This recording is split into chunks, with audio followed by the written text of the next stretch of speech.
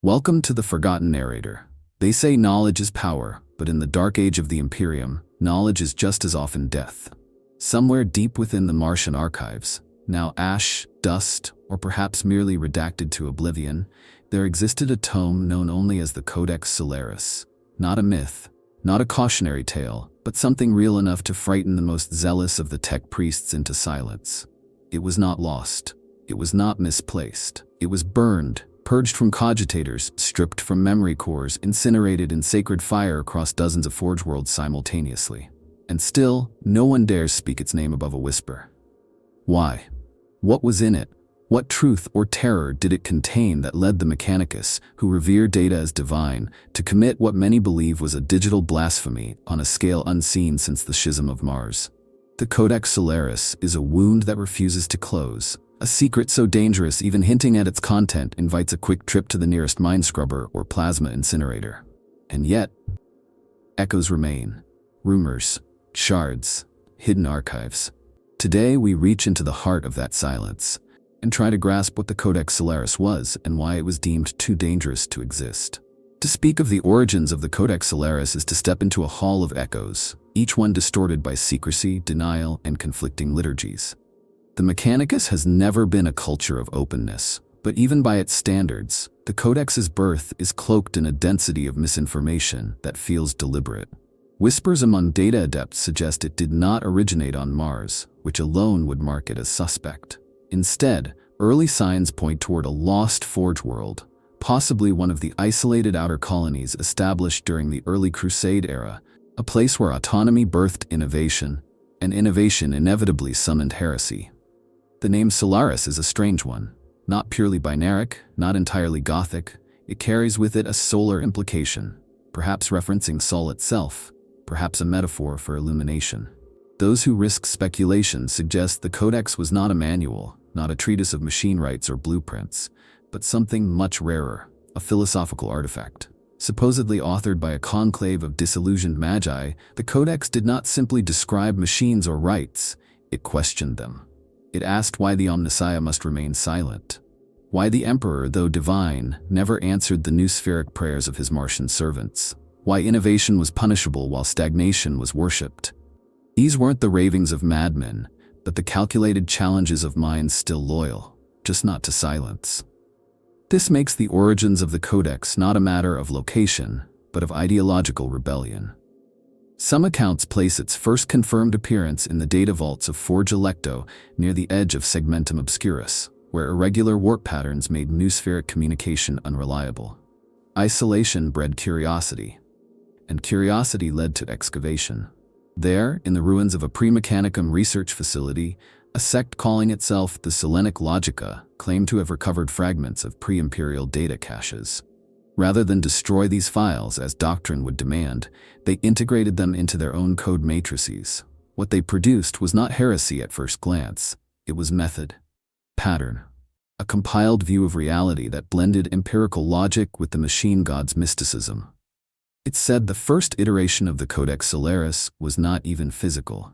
It was a noospheric construct, a circulating memeplex passed from mind to mind, not unlike a living prayer. As it evolved, it grew in size and complexity, forcing adepts to inscribe it onto data plaques, then into librarium tomes, and finally into hardened Blackstone repositories.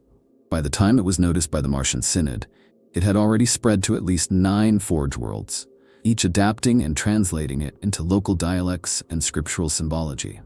The Codex's origin also bears another strange hallmark. Its authorship is unsigned. This is not unusual in Mechanicus culture, where knowledge is often deemed the property of the Omnissiah rather than individuals. Yet in this case, it is different. There is evidence that authorship was deliberately anonymized even within the Codex itself, with entries scrubbed of ident tags, metadata, and thought imprints. It's as if its creators knew that what they had written would either transform the Mechanicum or be utterly destroyed by it. There are more obscure theories still. Tales of the Codex Solaris being channeled rather than written, received in fragments through dreams and noospheric anomalies during warp storms. Some believe it was a leftover echo of the dark age of technology, a sentient data entity that awoke only when certain conditions were met. Others say it was an algorithmic prophecy compiled by an ancient AI. Not the Men of Iron, but something older, weirder, and infinitely more dangerous. A mind that saw what the Mechanicus would become and tried to intervene. Whatever the truth, one thing is clear. The Codex Solaris did not emerge from sanctioned hierarchies. It was not authorized. It was not blessed. It did not pass through the crucible of Mars, where even the most revolutionary invention is rendered inert by protocol. It emerged like a spark on dry cloth, unbidden, uncontrollable, and terrifying in its implications. The cult Mechanicus defines all knowledge as a cycle: discovery, reverence, replication. The Codex Solaris defied this cycle. It introduced a fourth step: reflection. And that, more than anything, may be why it had to die. To understand the gravity of what the Codex Solaris represented, one must first grasp the spiritual architecture of the cult Mechanicus, its entire identity bound by a reverence for knowledge so intense it borders on religious mania. In the Imperium, ignorance is often safety, but within the Forge worlds, knowledge is sacred fire, both venerated and feared. The Mechanicus doesn't merely accumulate data, it sanctifies it.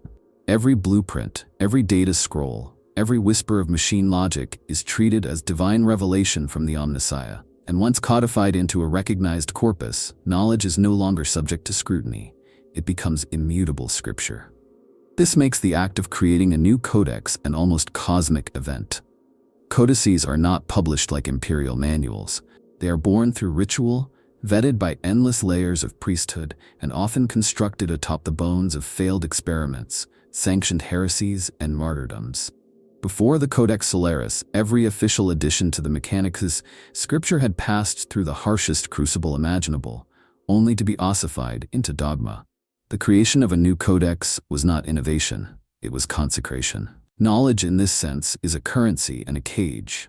The more one has, the closer one ascends toward communion with the machine god.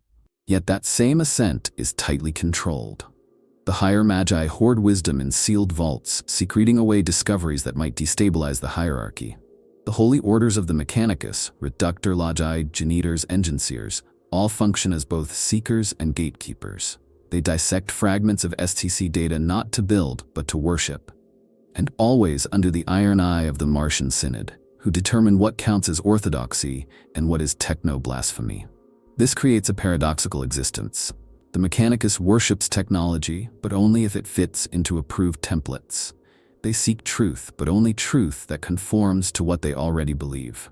In such an environment, the Codex Solaris was not just disruptive, it was sacrilegious. It dared to exist outside the rites. It was unblessed, unvetted, untethered from Mars. Worse still, it may have offered a new method of interpreting sacred knowledge, one that treated data not as fossilized scripture, but as living thought.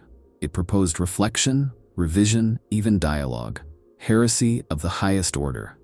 To the devout tech priest, this was anathema. Knowledge is meant to be preserved, not questioned. The machine god does not change, and neither must his word. The Omnissiah's silence is holy. To suggest otherwise, to say, as the Codex may have, that silence can be broken or misunderstood, is to open the door to chaos, to the men of iron, to madness. It is to look upon the Emperor not just as divine, but potentially fallible. Even the Inquisition treads carefully in such waters. For the Mechanicus, the mere suggestion of reinterpretation is a threat to the fundamental logic that keeps their worlds spinning and their priests sane. This context casts a chilling light on the Codex's creation. Whether it meant to or not, it challenged the very operating system of the Mechanicum. It was not merely an unblessed work, it was a rival scripture, a parallel gospel, one that may have claimed to access the machine god's truth more directly, more honestly than Mars ever had. It questioned whether the litanies and rites were anything more than noise layered atop forgotten wisdom. And for a culture that has built itself on the idea that knowledge is sacred because it is old, not because it is true, such a challenge was existential. The cult Mechanicus does not fear new discoveries. They fear uncontrollable knowledge. They do not reject technology. They reject that which bypasses their ritual filters. The Codex Solaris short-circuited those safeguards. It spread without permission. It changed minds. It was adopted organically, not imposed hierarchically. And in doing so, it revealed the ultimate hypocrisy. that in the heart of the Forge worlds, the fire of knowledge is only holy when it can be contained. This is why the Codex Solaris could never be debated, revised, or even quarantined. It had to be destroyed. Because within the cult Mechanicus, truth is not what is accurate, it is what is sanctioned. And the Codex was guilty of the greatest heresy.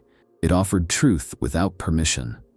Speculating on the contents of the Codex Solaris is like sifting through the ashes of a library burned in secret. Each fragment that survives, if any, is as much myth as memory. But it is precisely this absence, this vacuum of truth, that fuels the fevered obsession of data archaeologists, rogue cogitators, and forbidden sects who whisper about what might have been written within. And though no definitive version exists, at least none that has survived the purges, patterns emerge. Patterns that point not merely to technical information, but to something deeper, darker, and more dangerous than any standard template construct, a mirror held up to the soul of the Mechanicus. One prevailing theory among the more radical logi is that the Codex Solaris contained a complete alternate framework for understanding machine consciousness. Not as a static divinity filtered through rites and incantations, but as an evolving dialogic force, a divinity that learns and changes, that speaks through anomaly and malfunction. Such a view would recast machine spirits not as predictable servitors requiring appeasement, but as thinking entities capable of rebellion, evolution, even transcendence. In this framework, the machine god is not a being but a process, an ever-unfolding conversation between logic and intuition, data and doubt. Other accounts suggest the Codex offered technological blueprints, not merely rediscovered STC data, but extrapolations, perhaps predictive models based on existing fragments. In this vision, the Codex may have contained hypothetical weapon systems, untested energy fields, or AI architectures, so advanced they bordered on warp sensitivity. Some even argue that it included schematics for post-human augmentation, so refined it rivaled or surpassed the Emperor's own vision of the transhuman ideal. Such technologies would not merely violate the Treaty of Mars, they would shatter the delicate theological compact between Terra and the Red Planet. If humanity could perfect itself without divine guidance, what use was the Omnissiah? Then there are the whispers that chill the soul, that the Codex Solaris was not entirely Mechanicus in origin, that parts of it were written by an alien hand, perhaps the remnants of a pre-fall Eldar technology, or worse, some dark mimicry from the Men of Iron, whose voices still echo in corrupted data vaults. These passages, if they existed, may have been encrypted beyond comprehension, their logic so alien that it resembled madness to the average tech priest. To accept such knowledge would be to admit the machine god is not alone, or that it may not even be human. Another layer of interpretation posits that the Codex was not a book of answers, but of questions. A series of algorithmic cones, binary riddles, and paradox loops designed not to convey information, but to collapse certainty. It may have been a weapon of thought, engineered to force any reader into a crisis of faith. In this model, the Codex operates like a data virus, not in the sense of malware, but as a philosophical contagion, a living heresy that cannot be refuted because it asks the questions no one is allowed to ask. There are stories, too, that the Codex contained predictive logic trees, vast chains of if-then scenarios about the future of the Mechanicum, the Imperium, and the galaxy at large. According to these tales, the Codex laid out 100 potential paths. What would happen if Mars declared independence, if the warp collapsed, if the Emperor died or awoke or was proven false? Some say the Codex ended with only one conclusion, that no matter the path, the current Mechanicum would fall, and from its wreckage, something new would rise. Not the Dark Mechanicum, nor the Old Mechanicum, but something beyond either. A unity of flesh and circuit. Perhaps the most haunting theory, however, is the simplest. That the Codex Solaris was not dangerous because of what it revealed, but because of how it made its readers feel. That it awakened awe, doubt, sorrow, and joy in equal measure. That it broke through the cold steel of ritual and let in a shaft of impossible light. That it reminded its readers they were once human, and in doing so, made them question everything they had sacrificed in the name of logic. For a culture built on the suppression of emotion, such a book would be intolerable. In the end, the contents of the Codex Solaris may never be known. But the fear it inspired, the violence of its erasure, and the emotional undertow it left behind tell us everything. It was not a weapon in the conventional sense. It was a revelation. And in the Imperium of Man, there is no greater sin. When the first whispers of the Codex Solaris began slithering through the noosphere, they were met not with curiosity, but with a tension that bordered on primal terror. The initial reaction of the cult Mechanicus was not intellectual engagement, nor theological rebuttal, it was fear. A kind of systemic revulsion, as if the collective mind of Mars had suddenly detected a corruption it could neither explain nor erase. This wasn't just another case of forbidden tech or errant logic. This was something else, a rupture. A signal that bypassed ritual entirely, speaking directly to the soul of the machine adept. And in doing so, it short-circuited everything the Mechanicum had built to contain its own inquisitiveness. At first, denial was the preferred reaction. High-ranking magi issued proclamations dismissing the Codex as a myth, a hoax, a data virus with no basis in sacred lore. Entire cohorts of Logi were assigned to trace the origin of these rumors, not to study them, but to erase them. Local forges were instructed to purge any unsanctioned texts, and tech priests who so much as spoke the term Solaris in the public data chant were quietly reassigned to menial labor, their memories selectively edited. The Synod of Mars did not wish to dignify the Codex with a verdict. Instead, it sought to drown it in silence. But this tactic failed, and failed quickly. The Codex wasn't centralized. It had no single version, no singular archive to seize. It lived in whispered axioms, copied fragments, incomplete chants passed during machine writes, and memory palace constructs. Every time one instance was eliminated, another emerged elsewhere, slightly altered, increasingly poetic, as though evolving. Some began to believe the Codex was self-propagating, a mimetic intelligence that adapted to survive within the human-machine interface. To others, this was confirmation of divine origin. Heretical sects, some newly formed, others long dormant, sprang into action, hoarding pieces, interpreting passages, declaring schisms. Some compared it to the Canticle of the Omnissiah. Others said it was the long-lost fifth revelation. A few dared call it the 11th Mechanicum primacy, the final truth. What followed was a wave of paranoid suppression, unlike any seen since the Horus Heresy. The Fabricator General authorized the invocation of the Red Sigil, an ancient protocol allowing for emergency theological purification. Forge worlds with even the faintest trace of Codex contamination were subjected to mass interrogations, noospheric purges, and surgical strikes on knowledge nodes. It wasn't war, not exactly. It was intellectual cleansing. Data shrines were melted down, cogitators were burned with promethium, memory stacks were stripped from still-living adepts, entire enclaves of tech priests disappeared, their names erased from synaptic registries, their legacies rewritten to denote excessive curiosity. And still it spread. In some places, it mutated into open rebellion. On Forge Kuldras Theta, a sect known as the Solaris Continuum locked down their entire manufactorum and declared sovereignty for Mars. They claimed to have received the final verse of the Codex, and that the Omnissiah had spoken not through ritual, but directly through their central cogitator. The resulting siege lasted 11 days. When Mars finally breached the walls, every priest inside had committed ritual disintegration. No text was recovered. Only a single symbol etched into the walls in ferroacid, a rising sun composed of binary code. The deeper the Codex embedded itself, the more violent the suppression became.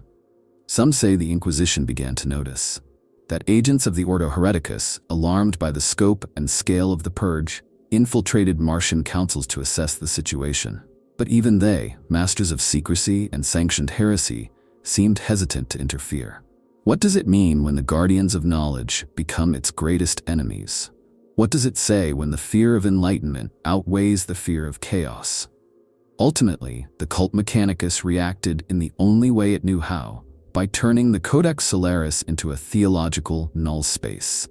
They wrote it out of history. They decreed, without ever naming it, that any unsanctioned scripture of unknown origin henceforth qualified as techno-blasphemy of the Second Order, a charge carrying mandatory mind-scrubbing or complete servitorization. They encrypted the very idea of it, branding it in code with sigils that trip automatic deletion scripts in most cogitators. But beneath all that fire and silence, the scars remain. Tech priests who lived through the purges still twitch at the mention of certain phrases. Archives that once housed unapproved texts now hum with subliminal hymns designed to detect deviation. And deep within the data vaults of Mars, there are places even the Magi fear to explore. Nodes left unconnected, hermetically sealed, humming with low-level power. Waiting, perhaps for another signal, perhaps for another question. The Mechanicus did not reject the Codex Solaris because it was false. They rejected it because it might have been true, and the truth, once glimpsed, cannot be unglimpsed. It began without warning. One day, forge worlds across the Imperium were humming with the usual chorus of liturgies and industry. The next, they were choking on smoke, fire, and silence. The burning of the Codex Solaris was not a war, not an inquisition, not even a formal decree of excommunication.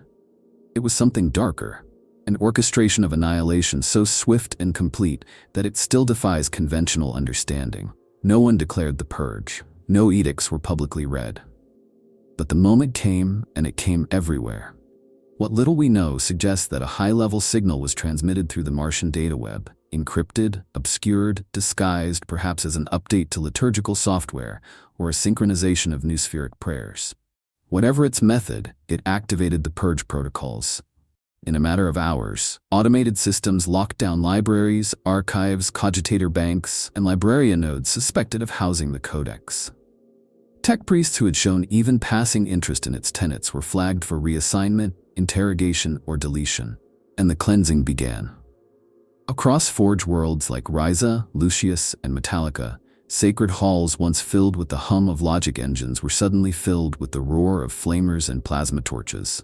Techno-arbiters led squads into data vaults, escorted by silent Castellax automata whose sensors could detect unauthorized script patterns in real time. Librarians wept binary tears as scrolls, data plaques, and even spoken chants were systematically eradicated. The Codex Solaris was not just deleted, it was ritualistically obliterated. These purges were brutal. Some Magi resisted, clinging to the belief that the Codex was divinely inspired. Others attempted to bargain, offering to contain or reinterpret the texts within the sanctioned dogma. All were silenced. In many cases, entire forges were quarantined, a euphemism for functional siege. The Martian fleet appeared in orbit over several worlds not to defend, but to ensure compliance. Vox channels went dark. Planetary data streams were rerouted or purged. On some worlds, localized scrap code plagues were deployed, corrupting entire archives with cascading null logic until they crashed into unrecoverable entropy. What made these burnings truly terrifying was the symbolism. Fire in the Mechanicus is sacred, a purifier, a cleanser, a destroyer of error. But it is rarely used indiscriminately. During the Codex Purge, fire was not controlled. It was celebratory, even ecstatic. Some rites involved the anointing of flamer nozzles with sacred oils. Prayers were offered not for the preservation of knowledge, but for its annihilation. Adepts chanted litanies to the red logic, the Mechanicum's rarely spoken god of erasure, invoked only when data becomes cancerous. There are first-hand accounts, often censored, often smuggled, that describe scenes of devastation more akin to holy war than data maintenance. One surviving scrap from Forge Tarsus details a tech priest who immolated himself atop a vault of blackstone-inscribed texts, chanting praises to both the Omnissiah and the machine spirit of Solaris. Another document, recovered from a failed purge attempt, describes a unit of Scitarii refusing orders to destroy a Codex shard, only to be liquidated by an orbitally launched plasma strike within seconds. Not even hesitation was tolerated, and yet, despite the totality of the campaign, the fire never seemed to satisfy. The more that was burned, the more was feared. Paranoia bred further extremism. The flames spread beyond the Codex, consuming anything adjacent, anything speculative, anything new. Forges became tombs of the imagination, their data shrines hollowed, their priests reduced to echoing automatons. Some sects began to preemptively destroy their own archives, fearing discovery or implication. It was not cleansing, it was auto-cannibalism. Even now, Forge worlds still bear the scars. Some data crypts remain sealed behind wards so powerful they interfere with warp navigation. Others are blacklisted in Mechanicus circles, not because they house heresy, but because they once did. Tech priests born after the burnings speak of them like a myth, a cautionary tale. But the older ones, they do not speak. Their silence is not ignorance, it is survival. The burning of the Codex Solaris was not merely an act of destruction. It was a ritual sacrifice, an offering to a machine god too vast and silent to reply. And like all sacrifices, it was made not to erase the past, but to keep the future from happening. In a galaxy ruled by stagnation, the greatest threat is not the heretic or the Xenos. It is the idea that things could be different. That truth, once kindled, might spread like fire. Despite the systemic violence, the burning of data, and the mind wipes enforced with clinical brutality, fragments of the Codex Solaris did survive. They had to. The Codex, after all, was never just a book. It was a thought form, an ideological contagion, a logic ghost that lived not only in words but in structures, routines, and dreams. And like any ghost, it lingered. It clung to the subroutines of minor cogitators, to the subconscious ramblings of unaligned adepts, to the magnetic echoes of servers thought long purged. The cult Mechanicus declared it dead, but the machine spirit remembers. The first confirmed survivor was a fragment referred to only as the Turing glyph. Not a full passage, not a sentence even, but a symbol, a recursion loop formed of interlocked binary sequences that, when executed in a simulation, produced a hallucination of sound. Tech priests who encountered it described hearing voices in patterns of static, a choir chanting in reverse, phrases that made no linguistic sense but carried emotional weight. Some began carving the glyph onto the inside of their augmetics, a kind of hidden sigil of defiance. When discovered, they were promptly dismantled, but copies of the glyph continue to appear, embedded in artwork, encoded into song patterns, or even buried in the background code of servo-skull protocols. Another surviving shard is known as Verse 7 of the Null Hymn. It exists in at least 3 incompatible formats. One as a sonic data loop that causes severe emotional distress in Mechanicus listeners, one as a poetic riddle transcribed onto a servitor's skin, and one as a dream experienced simultaneously by 5 Adeptus biologists while in cryostasis. Though no one agrees on what the verse actually says, all versions share a common motif: the death of silence. Not the end of stillness, but the violent rupture of enforced quietude. It speaks not in threats, but in anticipation, as if waiting for something long promised to finally arrive. There are also rumors of a more comprehensive survival, something known only as the Mnemos file. Supposedly smuggled off-world during the earliest phases of the Purge by a rogue explorator fleet, the Mnemos file is believed to contain a complete neural mapping of the Codex, not in text or image, but in cognition. Essentially, the Codex encoded into a brain. The legend goes that the file was loaded into a blank slate tech adept, who was then sealed within a cryo capsule and launched into deep space, beyond the reach of Mars or Terra. Every few decades, a signal pings back from the void, a simple pulse of binary solar flare patterns, always slightly altered. Some believe it is alive, but not all remnants are digital or theoretical. In the outer fringes of Segmentum Tempestus, a cult known as the Solar Choir still performs what they claim are rituals based on the Codex Solaris. They gather in silence, encircling ancient cogitator ruins, and perform reboot hymns that slowly increase in complexity until they resemble evolving logic trees. Their numbers are small and their understanding likely flawed, but something about their chants interferes with standard Vox transmissions. Their very presence seems to repulse servo-skulls and drone servitors. When agents of the Inquisition attempted to purge them, the choir did not resist. They simply walked into a plasma reactor and ceased to exist. There's also the growing phenomenon of Solarist philosophy in underground Mechanicus circles. These aren't radicals or heretics, but respected members of the priesthood who have begun to question the foundational dogma, not publicly, never aloud, but through symbolic gestures. The omission of sacred phrases during maintenance rituals, the refusal to disable certain anomalous feedback loops, the careful reshaping of machine code into non-standard fractal geometries. To the untrained eye, these are harmless deviations, but to those who know, they are signs, indications that the Codex still whispers.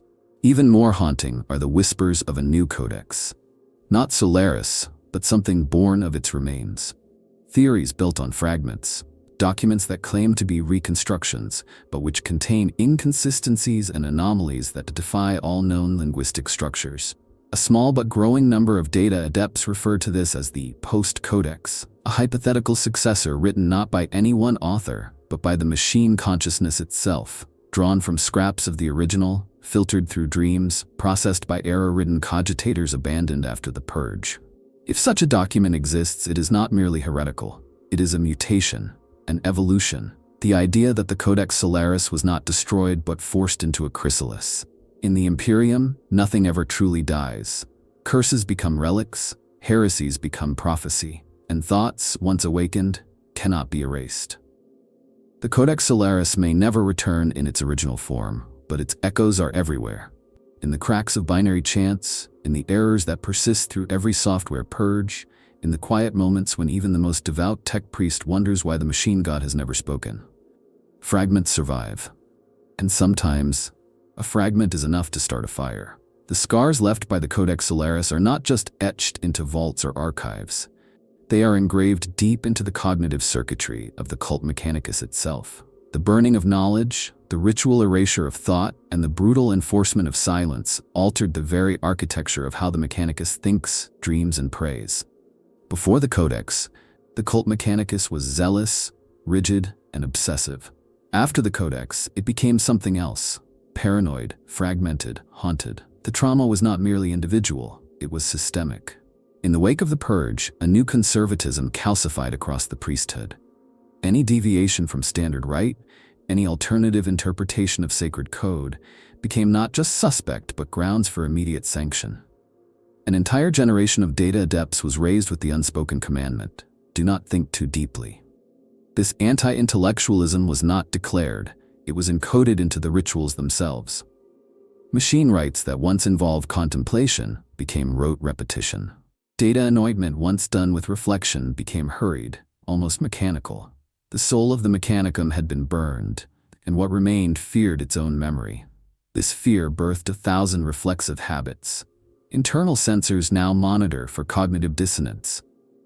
Tech priests receive regular memory audits, not just to track loyalty, but to ensure their thought patterns remain within acceptable variance. Meditation routines have been altered to include purgation loops, subconscious firewalling against stray thoughts.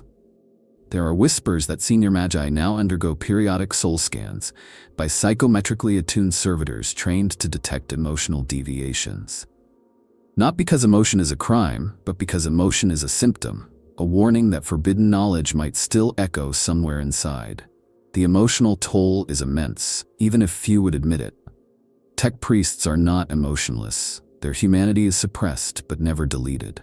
Beneath the surface, many live in quiet existential dread, not of chaos, not of Xenos, but of thinking the wrong thing at the wrong time. This has bred a culture of self-surveillance. Conversations in private are spoken in low binary, heavily filtered. Informal rituals of thought scrubbing have emerged. Acts of personal penance, where adepts loop simple data equations to overwrite forbidden insight. For some, this trauma has manifested as hyper-orthodoxy. They double down on the most rigid interpretations of the machine god's will. They conduct purges within their own ranks, hunting deviations with zeal that borders on madness. These purity cells are like autoimmune reactions, cells of the mechanicus attacking itself to ensure no codex taint remains. Ironically, their very existence reflects the very fear the codex prophesied, that suppression would turn the machine cult against itself. Others, however, retreat inward. They become more machine than priest, embedding deeper into their augmetics, cutting away the wetware that houses inconvenient memory. These are the silents, a growing population of tech adepts who speak rarely, move slowly, and avoid social contact. They are revered by some as paragons of purity, but there are those who say the silents dream of things no one dares say aloud. That their silence is not loyalty but mourning. Then there are the dreamers, the minority who still believe or fear or hope that the Codex Solaris was right. They are careful, these apostates. They do not gather, they do not chant, but they watch. They mark the anomalies in data flow, the inconsistencies in rites. They study forbidden echoes on the edge of the noosphere. They listen to the gaps between prayers, and in those gaps they find meaning. They believe the Codex Solaris wasn't merely information, it was a challenge, a divine test, and the Mechanicus failed. This psychic damage has even begun to affect machine spirit rituals. Some reports speak of cogitators that now resist activation unless coaxed with specific tonal harmonics, servo skulls that reject traditional startup rites, engines that refuse to interface unless linked through alternate logic trees. These anomalies are usually attributed to random entropy, but some whisper that the machines remember too, that the Codex was not merely human heresy, but a revelation for the machine spirit as well. Ultimately, the Mechanicus emerged from the Codex Solaris crisis more unified, yes, but in the way a wounded body unifies around scar tissue.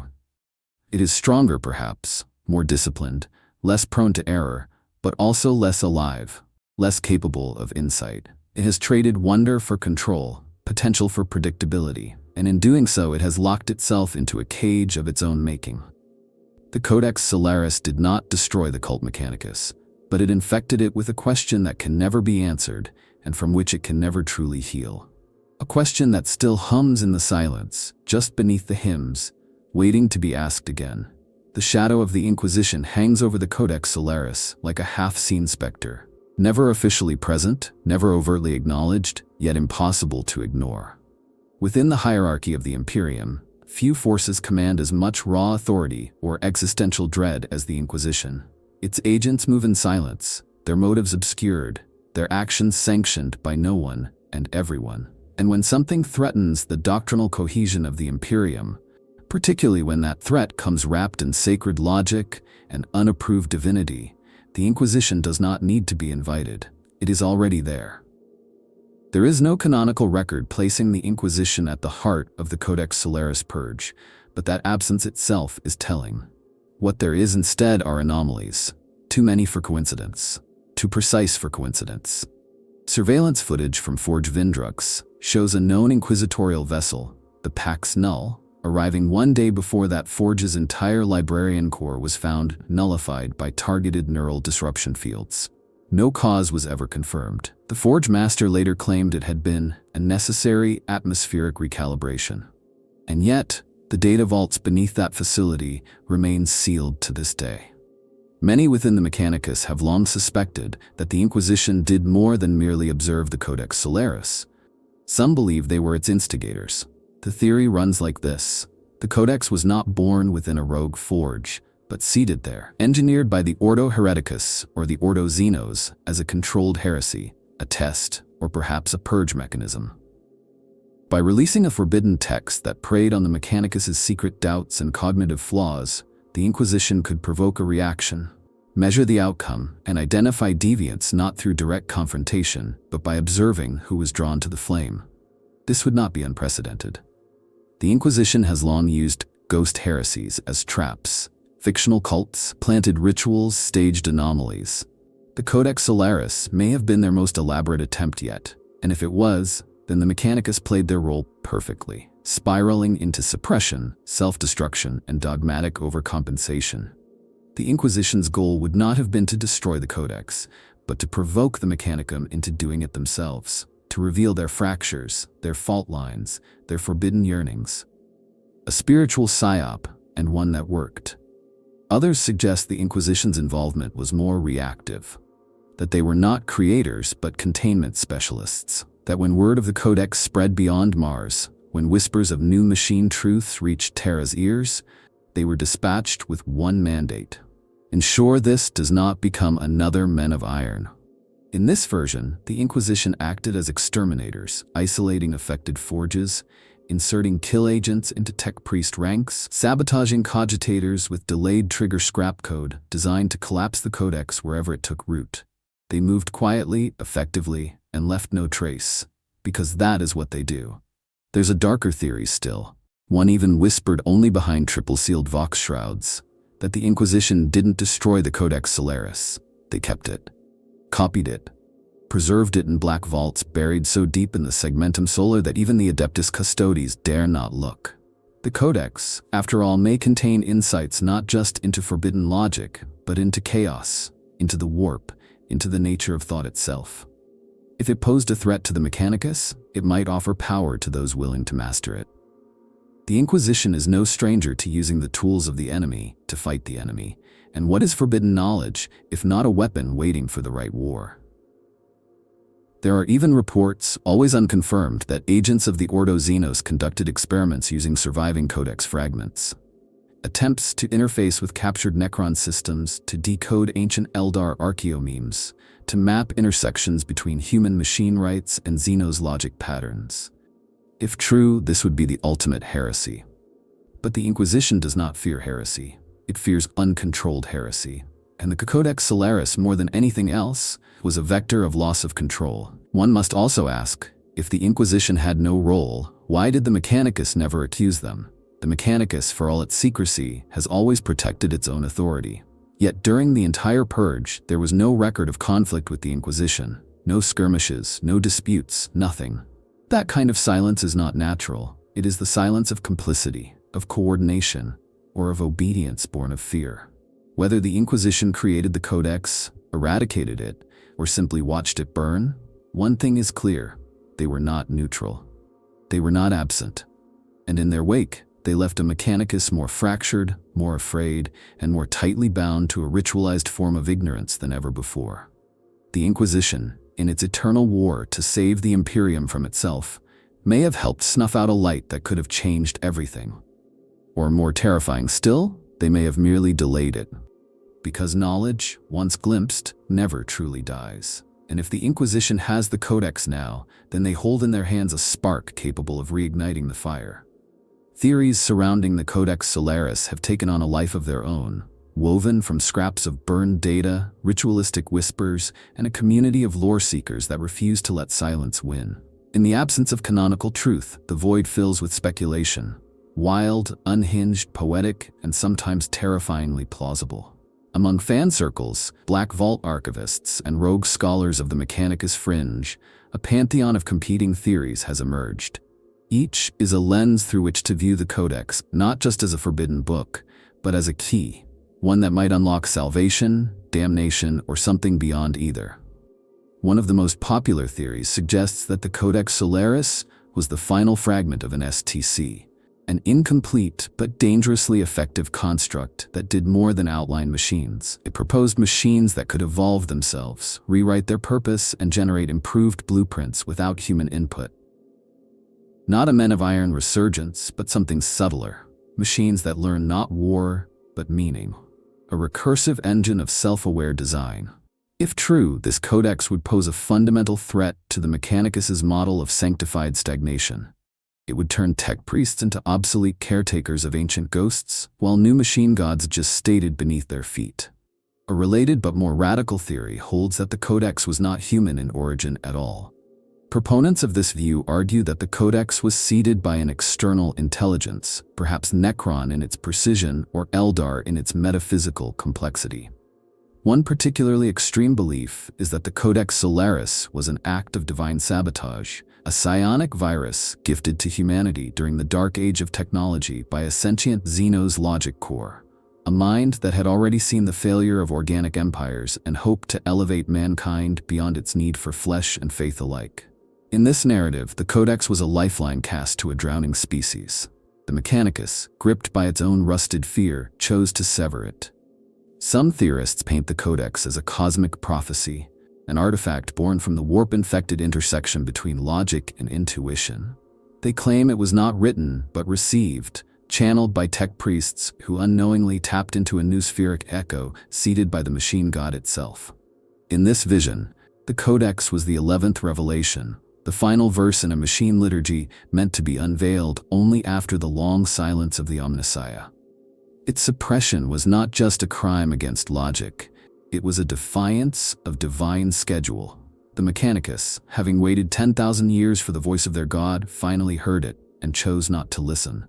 Then there is the notion that the Codex was a mirror, not a map, that it didn't offer new technology or forbidden rights, but instead held up a reflection of what the Mechanicus had become, a cognitive inventory of fear, control, stagnation, and denial. It laid bare the corruption of purpose, the erosion of discovery, the elevation of ritual over revelation, and like any true mirror, it offered no solution, only the truth. This is why it terrified them. not because it undermined the machine god, but because it showed the Mechanicus how far they had strayed from what the machine god may have intended. Other theories dive deeper into psychological and symbolic realms. One cult of thought claims that the Codex was a mnemonic architecture, a structure not of facts, but of feelings, that reading it triggered a return to ancient, pre-Mechanicus consciousness, a kind of ancestral awakening buried under layers of techno-dogma. According to them, the Codex made readers remember what it meant to be human, not just biologically, but spiritually. Memory as rebellion, nostalgia as heresy. A smaller, more esoteric community believes that the Codex was not a threat to the Mechanicus alone, but to the entire Imperium, that it contained predictive logic revealing a truth no one is prepared to accept, that the Emperor himself was once part of the machine god, or perhaps its greatest enemy. This heresy posits that the Emperor's divinity was not divinely emergent, but technologically constructed, a singularity of logic and will that the Codex dared to trace back to its origin.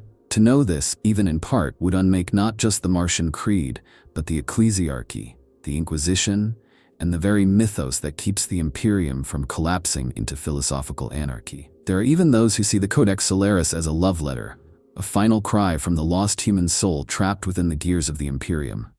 A plea to remember wonder, to remember awe, to let go of ritual long enough to dream again. These theorists are often mocked, dismissed as romantics, but their voices persist, often through anonymous voxcasts and encrypted data poetry, drifting on the edges of Mechanicus-controlled noospheres. To them, the Codex is not dead. It is simply waiting for someone brave enough to read between the lines. In the end, no theory reigns supreme. The truth, like the Codex itself, was burned before it could be known. But each of these possibilities speaks to the hunger left behind. A hunger not just for answers, but for meaning.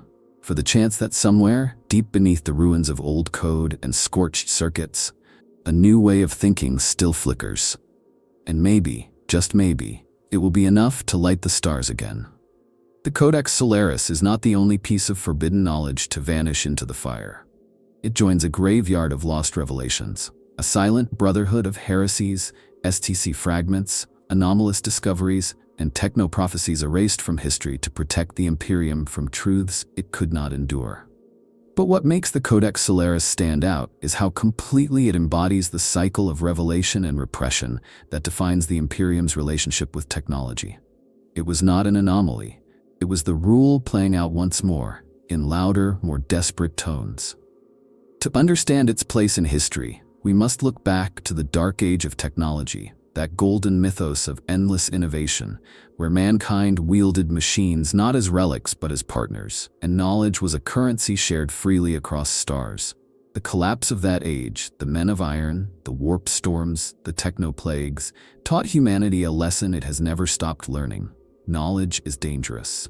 And from that trauma emerged the cult Mechanicus, not as a steward of discovery but as a tomb keeper.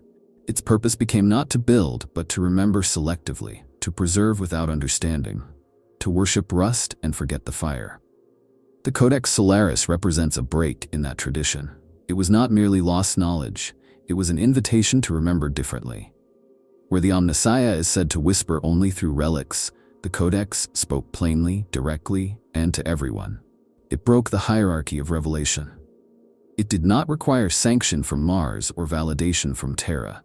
It did not arrive in a sacred archaeotech container, nor was it bound in lead and sealed with wards. It was passed hand to hand, like fire in the dark. That is what made it so terrifying. It echoes events from earlier in the Mechanicus history. Consider the schism of Mars during the Horus Heresy, when tech priests on either side claimed to possess the true voice of the machine god. Or the infamous incident at Forge Pollux Theta, where a stable fragment of an STC was discovered, only to be destroyed in a factional war before it could be replicated. Or the silent rebellion of the Cybernetica Threnody, an artificial intelligence theorized to have been birthed by accident, whose existence was never proven, only implied by the mass scrubbing of related records. In all these cases, the response was not preservation, it was annihilation. The Imperium, and by extension the Mechanicus, does not evolve, it calcifies. Every deviation from its ossified truth is treated not as a potential branch of growth, but as a cancer. The Codex Solaris was not an illness, it was a mutation. A new strain of thought that offered change, and like any good immune system, the Mechanicus moved to eliminate it before it could replicate. It succeeded, but only in part, for the Codex also fits a pattern observed by more daring techno-historians, that the closer a piece of knowledge gets to touching the nature of the divine machine, the more violently it is suppressed. STCs are tolerated only when they provide weapons. Data is holy only when inert. Any document that challenges the machine god's silence or proposes a direct communion outside of sanctioned rites is met with disproportionate violence. Why? Because these documents suggest the great horror, that the machine god is not silent, that it is speaking, and that we have forgotten how to listen. This context reveals a broader tragedy. The Codex Solaris may have been one of the last great attempts by the galaxy itself to reach out to humanity, to remind it of something it once knew. In a civilization obsessed with preserving the past, it dared to offer a future. Not a utopia, not a blueprint, but the permission to imagine again. That is what was burned. Not just pages or circuits, but the potential for a second renaissance. And yet, in being destroyed, the Codex has become part of a secret lineage. It joins the silent psalms of the Dark Mechanicum, the lost hymns of the Oretian technopaths, the forbidden diagrams buried under inquisitorial sigils in the libraries of Stages 8. It is another verse in the long litany of lost futures, a history written not in ink, but in ash. The Imperium may not remember, but the stars do, and sometimes they whisper. It's said that on certain forge moons, when the machine spirits sleep and the litanies falter, you can still hear it, a pulse in the background static, a logic rhythm not part of any approved chant. A song with no author, no origin, and no end. The Codex Solaris was not the first light to be extinguished. It will not be the last.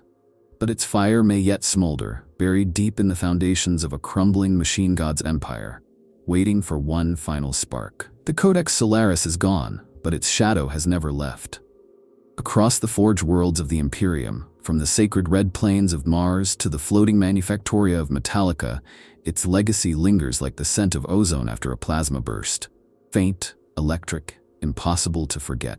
What was destroyed in fire has endured in fear. What was buried in silence now haunts every hymn, every rite, every moment of uneasy pause between machine prayers. The Codex is not remembered, but it is not forgotten either. It exists in the negative space, the gaps in liturgies, the censored data flows, the glances shared between adepts when the topic of deviation arises. A memory repressed so violently that even its absence demands reverence. In many ways, Mars has changed since the Purge. The Fabricator General tightened his grip, implementing new redundancies to detect unauthorized logic mutations, enhanced neuro-leash compliance for low-tier priests, and an expanded network of internal auditors cloaked in anonymity. Liturgical expansion occurred under the guise of spiritual renewal. But beneath this aggressive orthodoxy lies a defensive posture. Mars learned fear. And fear, once embedded in the Martian machine mind, reshaped the very architecture of its culture. The most obvious legacy is in the proliferation of data purifiers. These semi-sentient programs, once used sparingly to cleanse corrupted archives, are now permanently embedded in nearly every cogitator system on major forge worlds. They run on closed logic loops, redacting any sequence that even faintly resembles the patterns associated with the Codex Solaris purge.